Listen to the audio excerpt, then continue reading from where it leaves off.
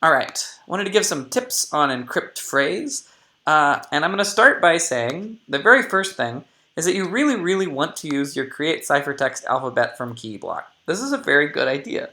You have to use it, and it would be crazy to redo all that work that you got in here already. But how do you use it? Well, I mean, you can't put it in here, right? It's not a command. So what you want to do is create a variable. And what's it going to be? Well, I'm going to call it ciphertext alphabet. And then I'm going to set ciphertext alphabet to this thing. Okay. So make sure you're doing that. That's a very good idea. And then you'll have the alphabet that you can use later wherever you need it. Okay. Now, beyond that, though, there is the issue of, okay, well, now that I have this phrase, how do I transform it into the encrypted version? Well, to do so, we have to somehow go through the phrase and do various things. Let's look at a little example here. So if I have like I am king of the wolves, right? To encrypt this thing, there's a few things we need to do. One, right, we need to throw away things that aren't letters. We need to turn everything into lowercase, and we need to replace each character by its encrypted version. Okay.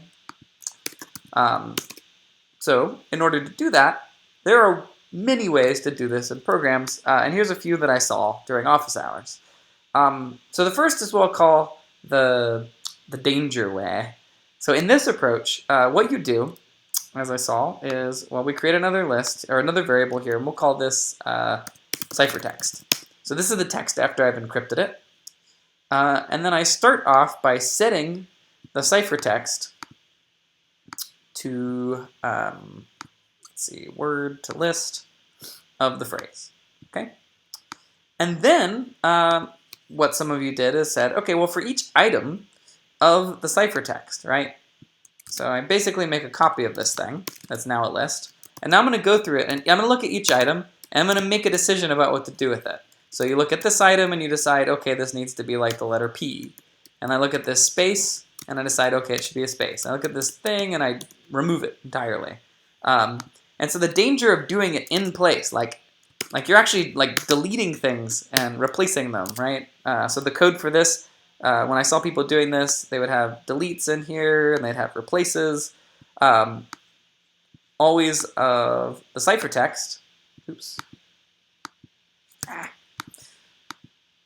So in this approach, you guys would use these blocks, like modifying the ciphertext, right? Something like this. There's obviously some logic here. It has to do with various if statements. And I'm going to say that this approach, if you find yourself going through the ciphertext and deleting and replacing, this is a very fraught and dangerous way of doing things. One reason is it is very hard to keep it straight in your brain. The other is that for each item doesn't behave the way you want when you're changing things, like when you're deleting as you go. And so what you'll find if you start using delete is it'll seem like it's not processing the end of the list. And that's because it's getting confused, because every time you delete something, it's expecting the list not to change sizes. That's a thing about for each item that we didn't really mention, that probably we should have. So I'm going to say this way is very dangerous. Okay? So don't modify using delete and replace from ciphertext. It might be possible to make it work, but I definitely saw some suffering. Okay?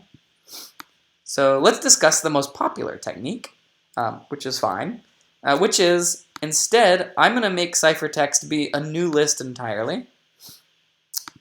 And then I'm going to go through each item. Okay, so this one's similar. You go through each item, but in this case, instead of going through the ciphertext and like trying to delete and replace things out of it, in this case, we think about each item, and in this case, we're just going to insert, right? And we're going to have some various pieces of logic where, depending on what the item is, we're going to, so basically the way it looks in this case, you make a new list, which is initially empty, and you look at each character and you decide, okay, that's a good character. I'll put in the letter P because that's what it's supposed to be. Okay, space, I'll put in a space. Period, okay, well that shouldn't be there. Period, okay.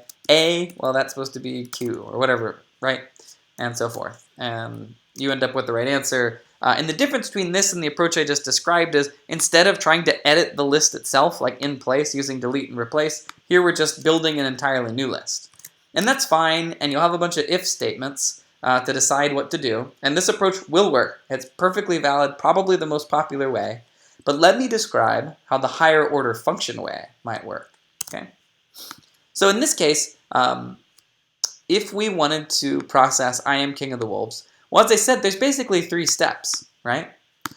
So what we could do is take this string and we could turn it into, well, we take this list and we turn it into the list that is everything that's not letters. Okay.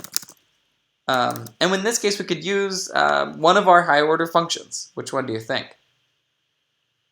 Yes, keep. So we could use keep to do that. All right.